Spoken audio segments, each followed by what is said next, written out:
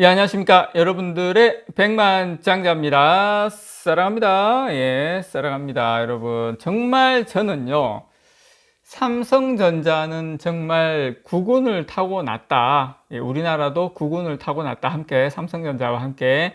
그런 생각을 합니다, 여러분.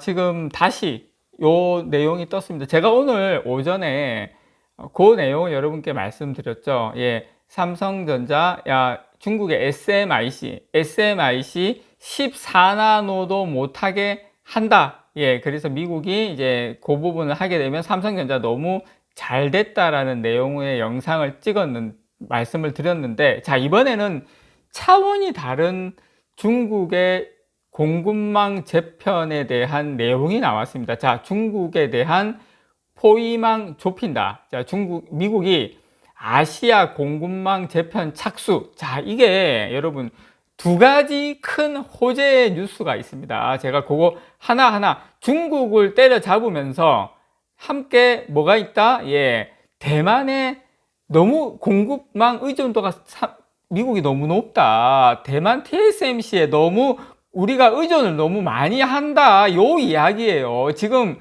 저는 개인적으로 삼성전자 정말 진짜 삼성전자가 이제 파운드리 이제 뭔가 해보려고 하는 요 시점에 요런 내용에 미국이 이렇게 또 도와준다는 게, 예, 사랑합니다. 미국, 예, 사랑해요. 저는 중국 올라오면 밟아주죠. 또 대만이 너무 또 나가니까 또 뒤에 또 발목 잡아주죠. 이런 나라가 어디 있습니까, 여러분? 또 제가 너무 또 미국 애찬론 이렇게 하니까. 그런데 어쨌든 우리는 미국과 함께 영원히 가야 된다. 미국과 함께 영원히 가야 된다. 자, 미국과 함께 영원히 가야 된다는 이야기를 하니까 저의 그 생각이 또 나네요. 덩샤오평. 예, 요 분이죠. 덩샤오평.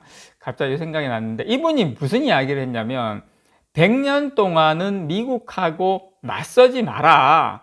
사실은 저는 등소평 이전의 인물이 누굽니까? 중국의 모택동이죠. 모택동. 여러분 이런 이야기 좋아하지 않습니까? 여러분 이런 썰 좋아하지 않아요? 우리 나이대가 50대 전후 이런 썰 좋아하셔야 됩니다. 맨날 또 무슨 저기 좀 수준 높은 이런 게.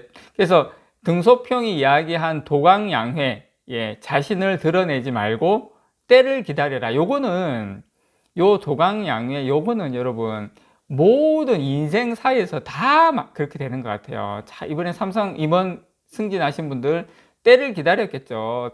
이렇게 자기 성격이 있겠지만 안 드러내고 이렇게 하신 분들, 예, 넘어가도록 하겠습니다.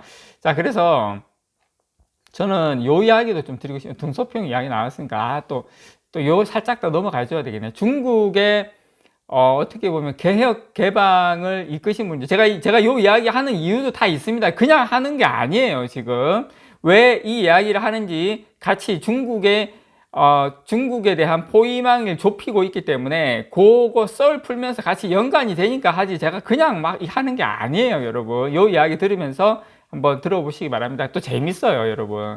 자, 중국이 어떻습니까? 등소평이 개혁 개방, 요 이야기도 여러분들 다 아시는 거죠. 예, 흑묘 백묘 이론.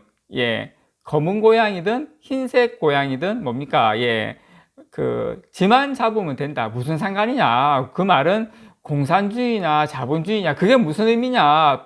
등 따시고 배부르면 됐지. 그 이야기잖아요. 자, 그 이야기를 이해하려면 요걸 또 이해를 해야 돼요. 중국 그 시절의 중국 경제는 모택동이 추진한 사회주의 대약진 운동으로 그 당시에 한 4,500만 명 정도가 죽었단 말이에요. 그러니까 먹을 게 없어서 죽었어요. 이걸 면피하기 위해서 10년간 문화 대혁명 이렇게 해가지고 후유증 이렇게 많이 발생했는데, 그래서 저는 중국의 최악의, 제 개인적인 생각입니다. 지도자 중에 한 명은 모택동, 그리고 중국의 최고의 지도자는 저는 등소평이라고 생각을 해요. 이분은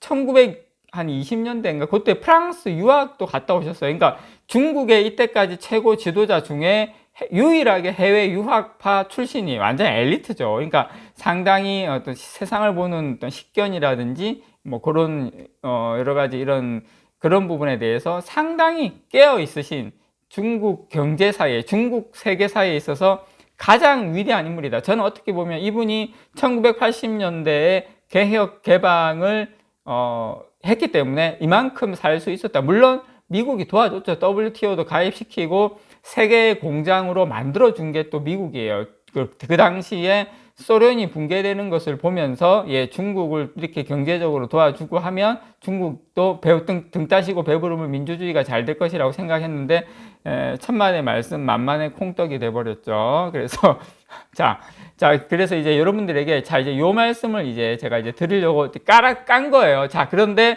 중국은 어떻게 했습니까? 등사오평이 그렇게 100년간 미국과 맞서지 말아라고 좋은 점수를, 좋은 정보를 줬는데도 불구하고 어땠습니까? 시진핑이 막 이렇게 뭐 완전히 또 좀 지나가 보니까 경제가 너무 빨리 발전해. 와, 막 돈 막 넘쳐나. 막 자고 있으면 막 침대 밑에 막 달러가 막 생기는 거야. 그러니까 세상이 우습게 보이기 시작하죠.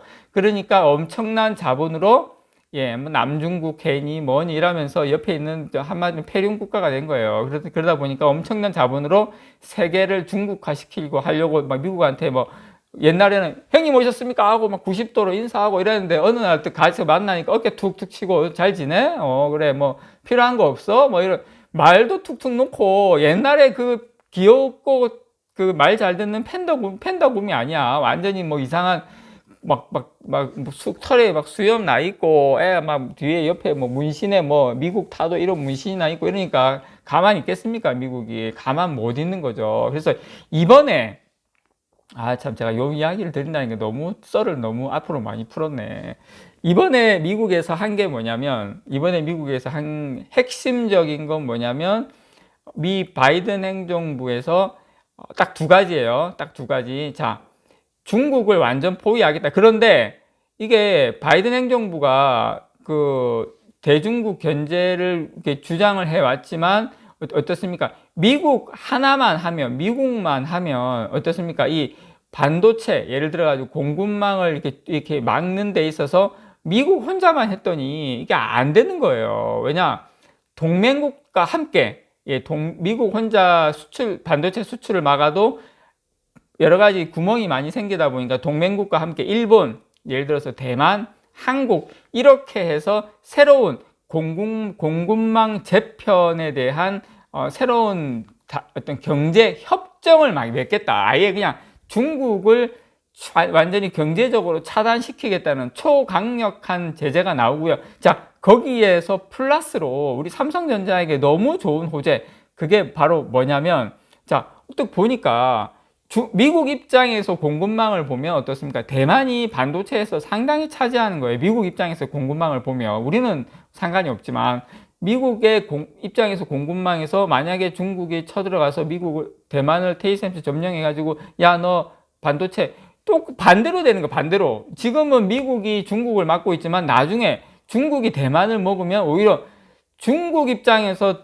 대만을 미국을 오히려 이제 포위할 수 있는 그런 상황이 올 수 있다. 그래서 대만에 의존하고 있는 이 공급망에 대해서도 미국이 대만 의존도가 높은 이 문제, 이 부분도 경제협정에 같이 포함을 해서 고민을 하는 협정을 체결한다. 그 말은 삼성전자에게 뜻하지 않은 새로운 기회가 올 수도 있다. 물론 메모리 반도체 부분에 있어서는 어느 정도 조금 어떻게 진행이 될지는 모르겠어요. 이 부분도. 근데 이제 메모리 반도체가 못 들어가면 사실은 이게 또 여러 가지 문제가 발생을 할 수 있기 때문에 점진적인 문제다. 제가 생각하는 이것도 호재라고 생각해요. 왜냐하면 첨단 장비가 안 들어가고 더 이상 중국의 어떤 확장이 안 된다면 오히려 우리나라 쪽이나 오히려 뭐 미국이나 이제 메모리 반도체는 근데 다른 나라에 이렇게 짓지는 않을 것 같아요. 제가 생각할 때 중국 외에는.